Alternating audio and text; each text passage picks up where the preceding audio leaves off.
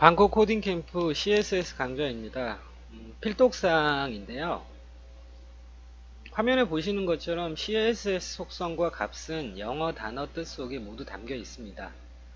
자, 예를 들어 overflow hidden이라는 속성하고 값이 있어요.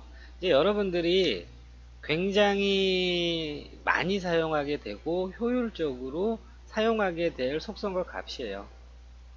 근데 overflow hidden이 어떤 역할을 하냐면 내용이 요소의 크기를 벗어났을 때 이제 감출 것이냐 보일 것이냐 이런 거예요.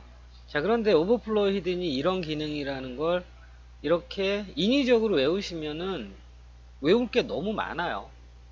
근데 보시면은 자, 오버플로우가 무슨 뜻이죠? 영어 단어로 넘치다, 범람하다예요. 넘친 부분이 있다면 어떻게 할 건지, 히든, 감춰진, 숨은 이런 형용사죠. 예, 말 그대로 넘치는 부분이 있을 때 어떻게 할 거냐고 히든.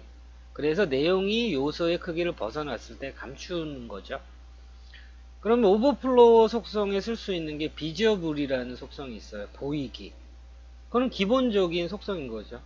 넘치는 부분을 비저블, 보인다는 거죠. 그리고 다른 예를 보면 백그라운드 어태치먼트 픽스드예요. 자, 백그라운드, 배경이란 뜻이죠. 어태치먼트, 뭐 부착, 첨부 이런 거죠.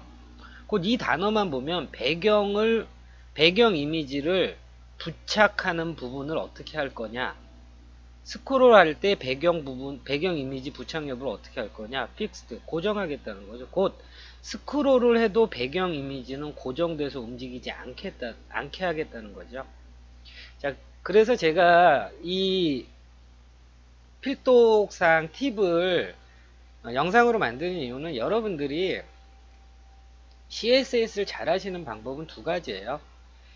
HTML 쉽다고 생각해서 건성건성 하시지 말고 HTML 레이아웃 만들고 태그 이런 부분들 쉬워 보이지만 굉장히 중요하고 기본이 되는 부분이니까 HTML 단단히 하시고요.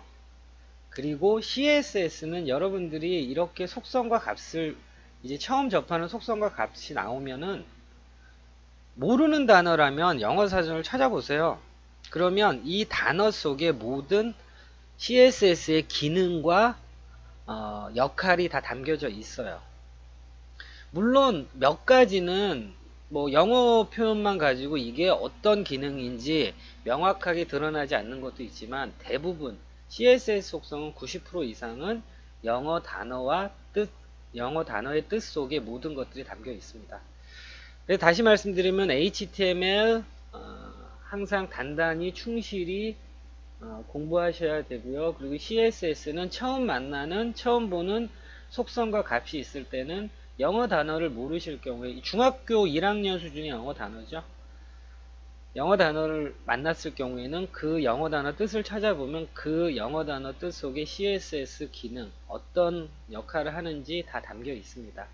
반드시 그렇게 하시고요. 그렇게 하시면 CSS 실력 굉장히 많이 빠르게 느실 수 있어요. 감사합니다.